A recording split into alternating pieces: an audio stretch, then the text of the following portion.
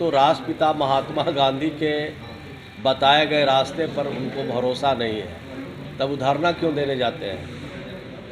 वो हड़ताल पर क्यों जाते हैं? शराब को भी पीना बुराई है, शराब को छूना बुराई है, शराब को देखना बुराई है, और जब न तब 6-6 महीना पर शराब के बारे में कुछ न कुछ टिप्पणी करते रहते हैं। प्रधानमंत्री को बधाई दे रहे हैं कि उन्होंने सपोर्ट किया उनका। तो प्रधानमंत्री को बधाई नहीं देंगे? हो सकता है सीट कुछ बढ़ा रहे होंगे, और सीट नहीं मिलेगा तब प्रधानमंत्री को इतनी गालियां उनके तरफ से दी जाएगी कि वैसा गाली आज तक हिंदुस्तान में कोई नहीं दिया होगा। उसको सब गाली चुन करके उनको देह में सटा देंगे। 2024 में भाजपा का सुपाड़ा साफ होने वाला है, तो तरह तरह का हथकंडा अपना रहे हैं। कभी यादव का सम्मेलन करेंगे, तो कभी फलाना का सम्मेलन करेंगे, जातियों सम्मेलन करेंगे। जो भी घटना हुई है दुखद है, उसकी जितनी भी निंदा की जाए बहुत थोड़ी होगी, और घटना को अंजाम देने वाले लोग किसी भी कीमत पर बचने वाले नहीं हैं। उनके विरुद्ध सख्त से सख्त कार्रवाई होगी, और कानून के हिसाब से जल्द कानून के हवाले होंगे। गिरिराज सिंह कह रहे हैं कि ये बार बार दावे किए जाते हैं, लेकिन बालू माफिया रुक नहीं रहे हैं। नहीं, घटना तो हुई है, घटना से इनकार नहीं किया जा सकता है, लेकिन जो भी इस तरह के कृत्य करेंगे उनके खिलाफ सख्त कार्रवाई होगी। लगातार आपराधिक घटनाएं बढ़ रही हैं। लूट लिया गया, नवादा में बस में लूट लिया गया, और इस तरह का बीजेपी भी कर रही है।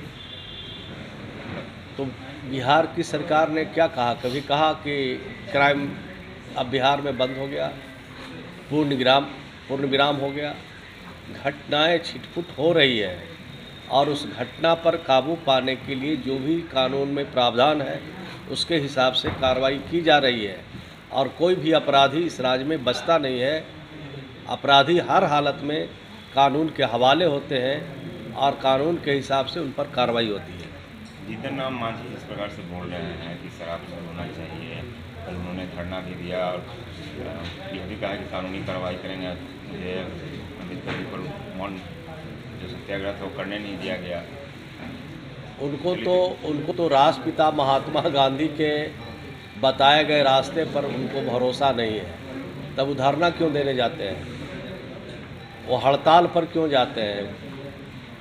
तो महात्मा गांधी के रास्ते पर चलना है तो शराब को भी पीना बुराई है, शराब को भी पीना बुराई है, शराब को छूना बुराई है, शराब को देखना बुराई है, और जब न तब 6-6 महीना पर शराब के बारे में कुछ न कुछ टिप्पणी करते रहते हैं। मैं समझता हूँ कि इस तरह के बड़े नेता को इस तरह का बयान नहीं देना चाहिए, बचना चाहिए, और राष्ट्रपिता महात्मा गांधी के रास्ते पर हम सब लोगों को चलना चाहिए, उनको भी विशेष तौर पर चलना चाहिए। प्रधानमंत्री को बधाई दे रहे हैं कि उन्होंने सपोर्ट किया उनका। तो प्रधानमंत्री को बधाई नहीं देंगे? हो सकता है सीट कुछ बढ़ा रहे होंगे, और सीट नहीं मिलेगा तब प्रधानमंत्री को इतनी गालियां उनके तरफ से दी जाएगी कि वैसा गाली आज तक हिंदुस्तान में कोई नहीं दिया होगा। उसको सब गाली चुन करके उनको देह में सटा देंगे। तो एक तरफ खुशी उनको होता है, दूसरे तरफ गम के लिए भी सब योजनाओं को खोले रहते हैं। सर, बीजेपी यादव सम्मेलन कर रही है और कह रही है कि तमाम जो यादव हैं वो हमारे साथ जुड़ रहे हैं। बीजेपी को जरूरत क्या पड़ा यादव सम्मेलन करने का? बीजेपी को क्या जरूरत पड़ गई? बीजेपी के जमीन जो है खिसक रही है। 2024 में भाजपा का सुपाड़ा साफ होने वाला है, तो तरह तरह का हथकंडा अपना रहे हैं। कभी यादव का सम्मेलन करेंगे, तो कभी फलाना का सम्मेलन करेंगे, जातियों सम्मेलन करेंगे। तो करने से कुछ इनका इस बार होने वाला नहीं है।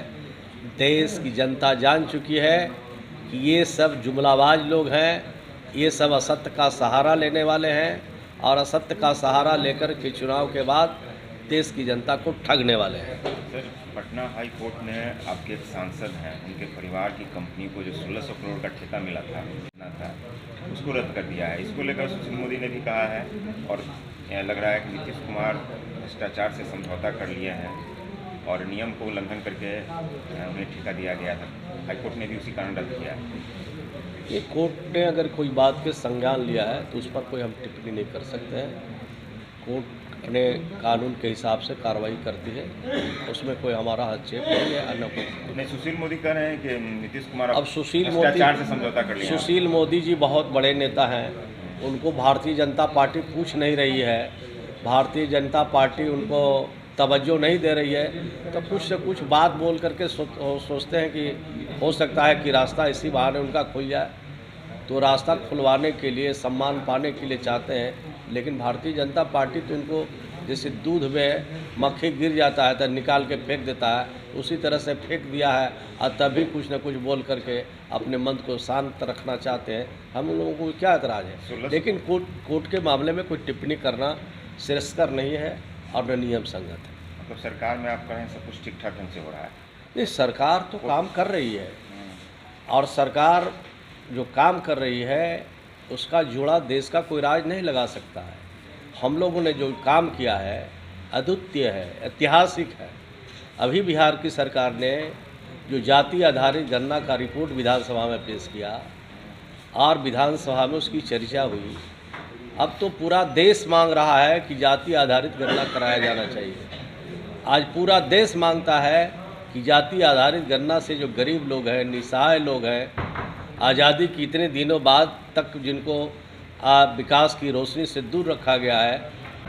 बीजेपी की यदुवंशी सम्मेलन के बाद लालू प्रसाद यादव ने कहा कि नित्यानंद राय की जमानत जब्त हो जाएगी अगर तेज प्रताप को खड़ा कर दे। नित्यानंद ने कहा कि संन्यास ले लूँगा अगर ऐसा हुआ तो। अब तो टाइम आएगा तब पता चलेगा, समय आने दीजिए।